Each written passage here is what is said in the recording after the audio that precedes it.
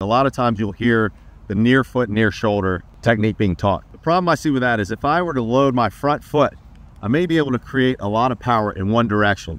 But if this ball carrier were to move on me, which they're obviously going to do, I'm kind of in a very compromised position to react to that movement. Now, if I were to come in with what we call a brace foot, so as I come forward, I'm going to strike with the right shoulder, I'm going to generate my power off my rear foot.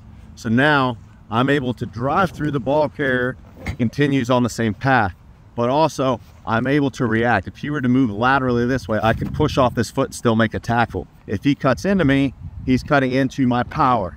I have a lot more control and actually can create a lot more power using a brace rather than a near foot, near shoulder approach. When I'm a tackler and I'm striking with the shoulder, I want to make sure I create a hard surface that's going to soften the ball carrier. So as I make contact with the shoulder, I want to roll it down in front of my frame of my body.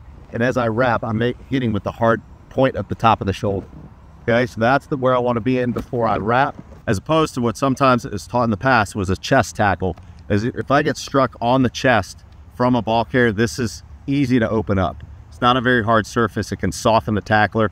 I want to soften the ball carrier. I want to make the hard surface there that when I make contact, I'm softening him rather than the other way around. A couple characteristics that makes the Jax Tackler a great option to improve your team's tackling is, first off, the height of it. When I'm talking about tackling with the shoulder or rugby tackle, I want to strike a soft target, being from the knee up to the armpit, which is about the height of the Jax Tackler.